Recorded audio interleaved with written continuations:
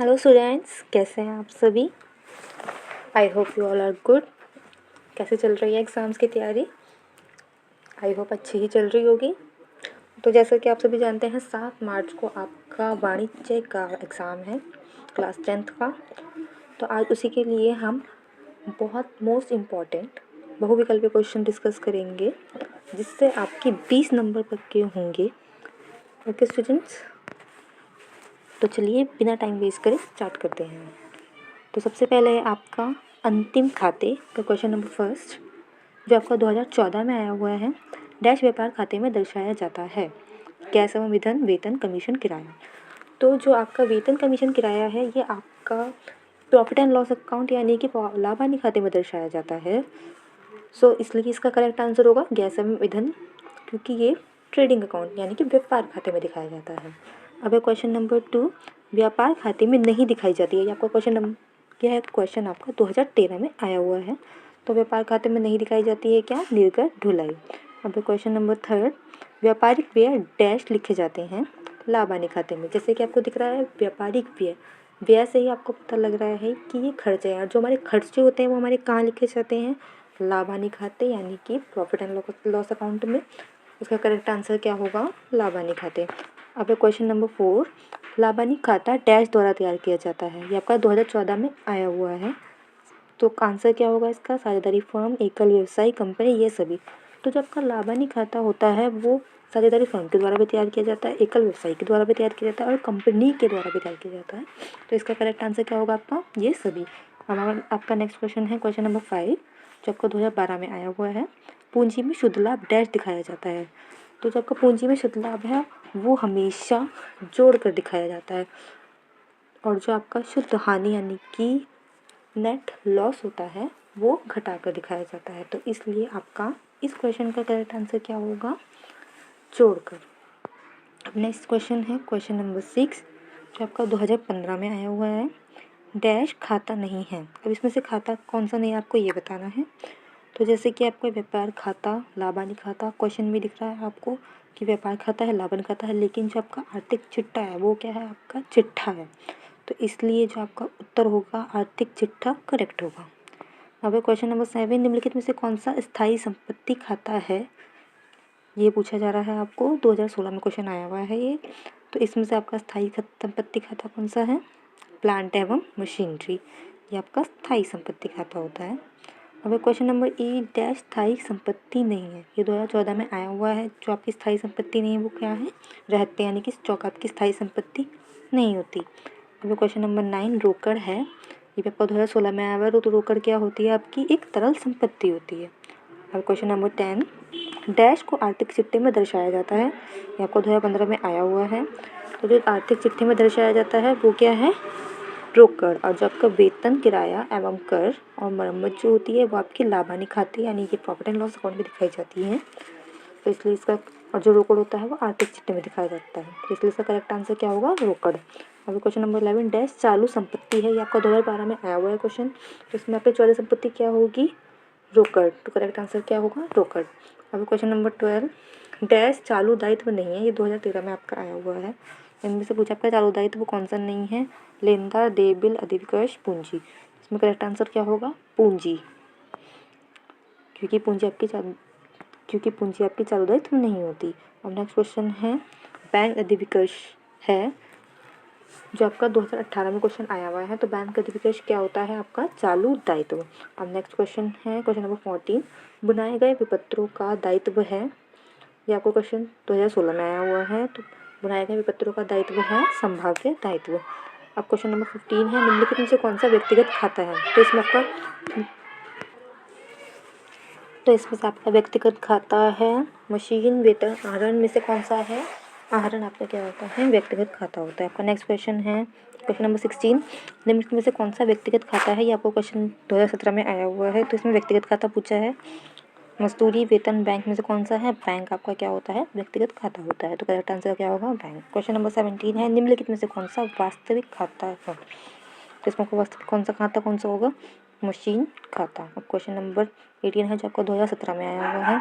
विनियोग है, विनियोग क्या है आपका, चालू संपत्ति है इससे स्थायी संपत्ति है। जो आप तो आपका विनियोग क्या है, चालू संपत्ति भी होती है, स्थायी संपत्ति भी होती है। तो इसका करेक्ट आंसर क्या होगा, ए और बी दोनों। अब नेक्स्ट क्वेश्चन नंबर 19 है, तलपट के नीचे जो सूचनाएं दी होती हैं उन्हें किस नाम से जानते हैं। तो जो तलपट के नीचे आपको जो सूचनाएं दी जाती हैं उसे क्या कहते हैं, समायोजनाएं। क्वेश्चन नंबर 20 है, आहरण पर ब्याज व्यापार के लिए होता है। तो आहरण पर जो हमारा ब्याज होता है वो व्यापार के लिए हानि होती है कि लाभ होती है, ये पूछा जा रहा है। तो आपका जो आहरण पर ब्याज होता है वो आपका लाभ होता है। तो करेक्ट आंसर हो गया लाभ। अब क्वेश्चन नंबर 21, अदद मजदूरी को डैश में दर्शाया जाता है। ये आपका क्वेश्चन 2014 में आया हुआ है। तो अदद मजदूरी को हम कहाँ शो करते हैं, अदद मजदूरी को हम आर्थिक चिट्ठे के दायित्व पक्ष में शो करते हैं। तो इसका करेक्ट आंसर क्या होगा, आपका ऑप्शन सी। ओके स्टूडेंट, आपका नेक्स्ट क्वेश्चन है क्वेश्चन नंबर 22, यदि अंतिम रहत्या तलपट के अंदर नहीं दिया गया हो तो उसका लेखा किस खाते में किया जाएगा। तो इसका आपका करेक्ट आंसर क्या होगा, आर्थिक चिट्ठा।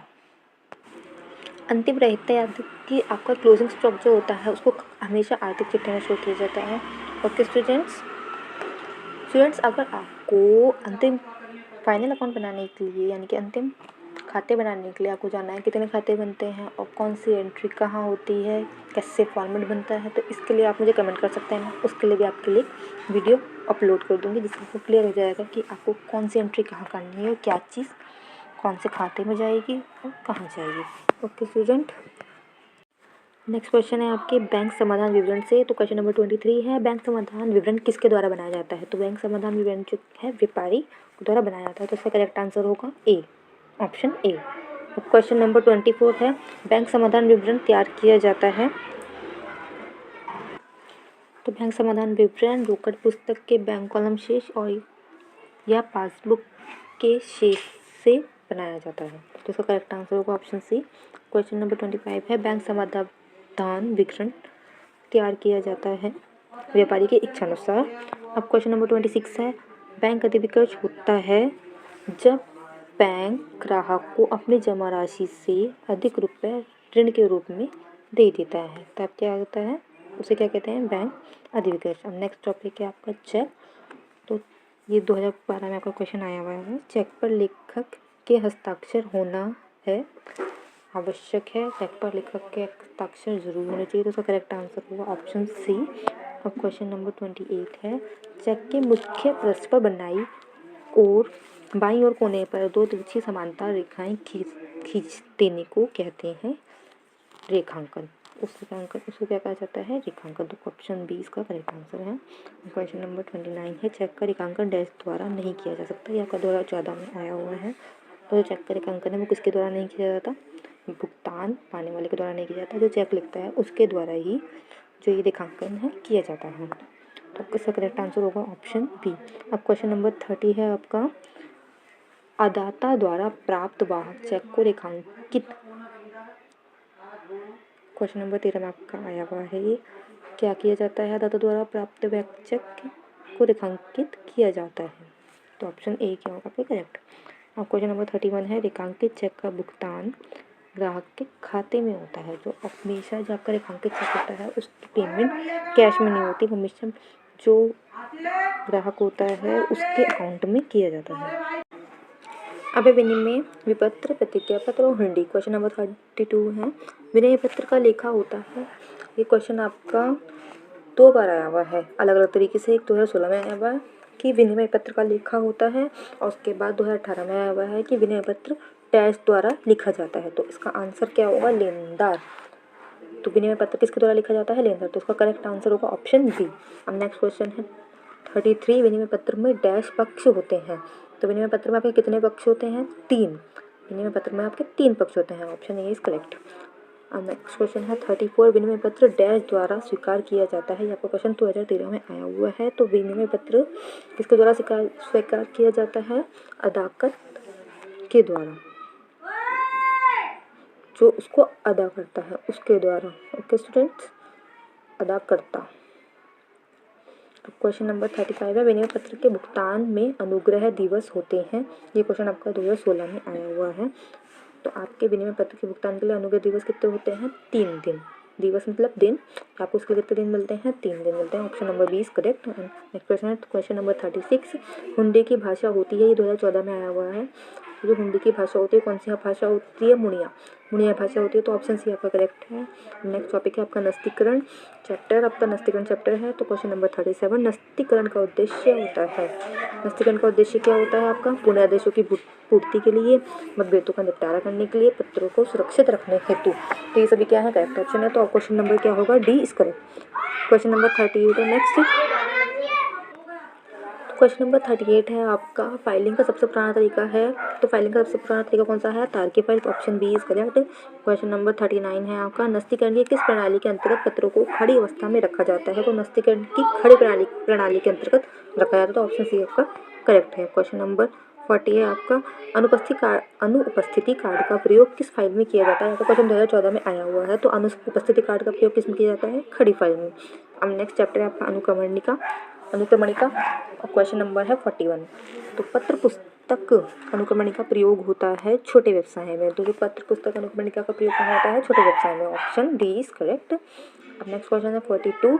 पुस्तकालय के लिए कौन सी अनुक्रमणिका प्रयोग किया जाता है? तो पुस्तकालय के लिए कौन सी अनुक्रमणिका का प्रयोग किया जाता है? कार्ड अनुक्रमणिका। Question number 43। संकेत कार्ड का प्रयोग किया जाता है कार्ड अनुक्रमणिका में। Okay, option A is correct.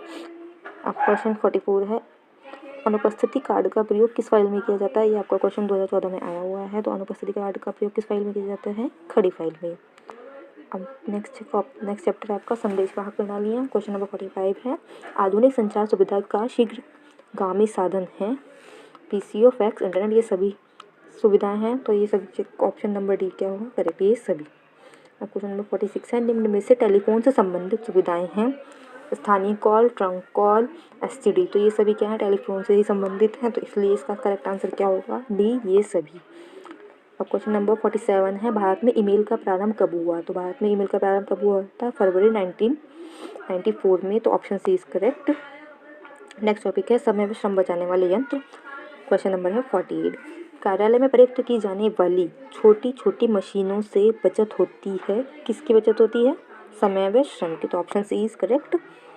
अब क्वेश्चन नंबर 49 है टाइपराइटर का आविष्कार कब हुआ था? टाइपराइटर का आविष्कार हुआ था 1714 ईस्वी में, तो ऑप्शन डी इज करेक्ट। अब क्वेश्चन नंबर 50 है बीजक, वेतन एवं मजदूरी सूचियाँ तैयार करने हेतु किस यंत्र का प्रयोग किया जाता है?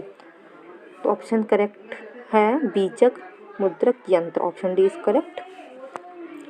अब क्वेश्चन नंबर 51 है गणना करने वाली मशीन का प्रयोग किया जाता है जोड़ व घटाने के लिए, भाग देने के लिए, गुणा करने के लिए, ये सब के लिए किया जाता है, तो इसलिए ऑप्शन डी क्या होगा? करेक्ट, ये सभी। अब नेक्स्ट चैप्टर है देशी व्यापार। दिल्ली और उत्तर प्रदेश के मध्य किए जाने वाला व्यापार क्या कहलाता है? देशी व्यापार। देशी व्यापार क्यों कहलाता है? क्योंकि ये देश के अंदर के ही शहर है, तो इसलिए क्या कहलाएगा? ये देशी व्यापार। अब क्वेश्चन नंबर 50 है पूछताछ के पत्र के उत्तर में प्रयोग होने वाला पत्र कहलाता है निर्क पत्र। जो हम किसी से कुछ प्रश्न पूछते हैं और जो पत्र हमें उत्तर में मिलता है उसे क्या कहते हैं? निर्क पत्र। क्वेश्चन नंबर 54 है रेलवे बिल्टी प्रलेख है अर्ध विनिमय साध्य। करेक्ट आंसर क्या है? अर्ध विनिमय साध्य। Option C is correct. Question 55 है निम्नलिखित में से कौन सी क्रिया व्यवसाय नहीं है? ये क्वेश्चन 2017 में आया हुआ है, तो इसमें से करेक्ट आंसर क्या होगा? निम्नलिखित में से कौन सी क्रिया व्यवसाय नहीं है? कौन सी क्रिया व्यवसाय नहीं है?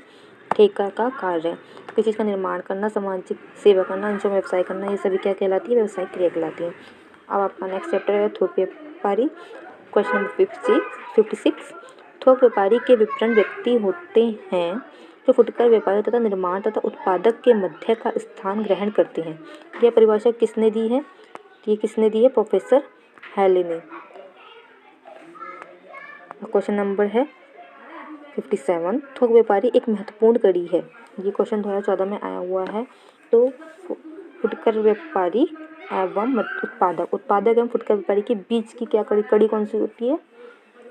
थोक व्यापारी। तो ये क्या है? एक महत्वपूर्ण कड़ी है किसकी? उत्पादक एवं फुटकर व्यापारी की। Option B is correct. अब क्वेश्चन नंबर 58 है थोक व्यापारी का मुख्य कार्य होता है उत्पादन में वित्तीय सहायता प्रदान करना, निर्माता का परामर्श कार्य करना, माल के भंडारण का कार्य करना, उपयुक्त सभी। तो ये थोक व्यापारी तीनों ही कार्य करता है, तो इसलिए क्या कौन सा आंसर सही होगा? ऑप्शन डी, उपयुक्त सभी।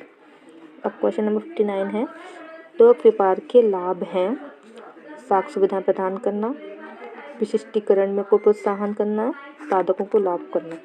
तो इसमें ऑप्शन क्या है? डी करेक्ट होगा, उपयुक्त सभी, क्योंकि ये सभी लाभ क्या करता है? थोक व्यापारी।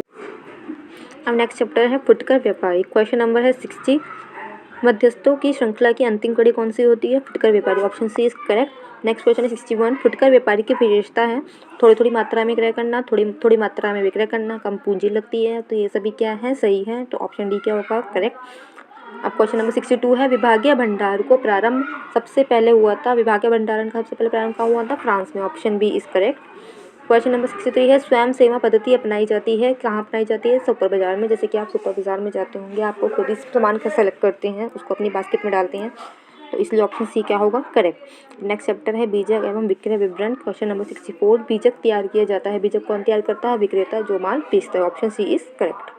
अब क्वेश्चन नंबर 65, बीजक साधारणतः कितनी प्रतियां में बनाया जाता है? कितनी कॉपी ली जाती है बीजक की? 2। तो ऑप्शन डी क्या होगा? करेक्ट होगा। 2 प्रतियां ली जाती हैं, जो एक विक्रेता अपने पास रखता है और दूसरी क्रेता को माल के साथ भेज देता है। अब क्वेश्चन नंबर है 66, एजेंट द्वारा अपने प्रधान को बनाकर भेजा जाता है। एजेंट अपने प्रधान को क्या बना के भेजता है? विक्रय विवरण, कि क्या क्या उसने माल भेजा है, उसका विवरण। क्वेश्चन नंबर 67 है, परिशोध कमीशन की गणना की जाती है, किस पर की जाती है? सकल विक्रय मूल्य पर। तो ऑप्शन डी क्या होगा? करेक्ट।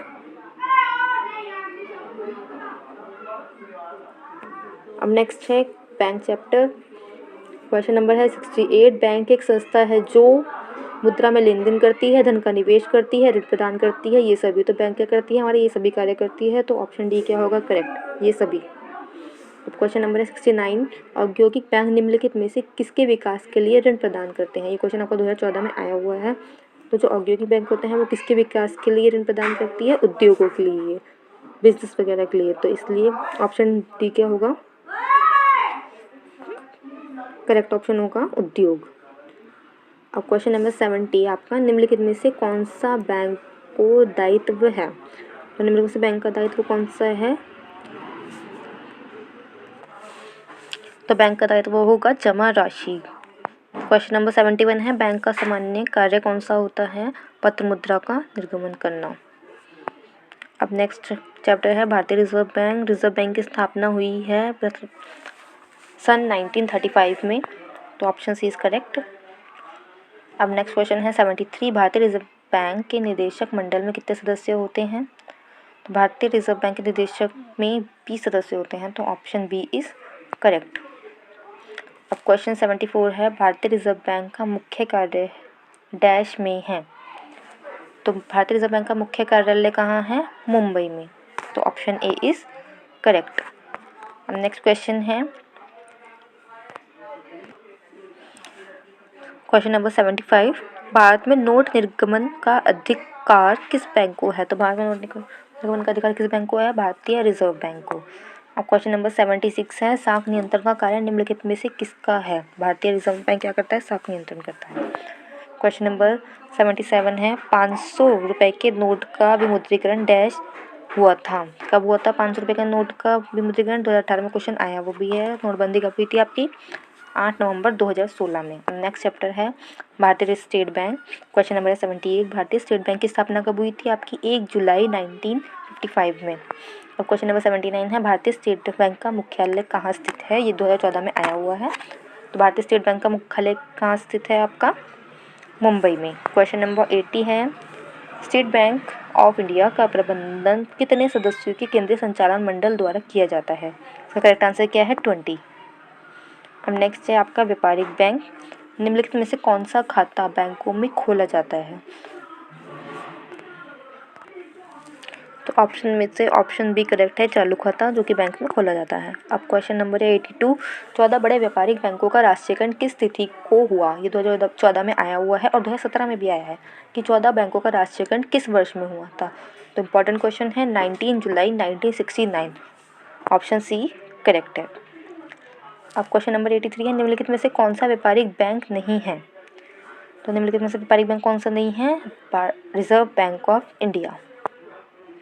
अब क्वेश्चन नंबर 84 है, निम्नलिखित में से कौन सा बैंक राष्ट्रीयकृत बैंक है?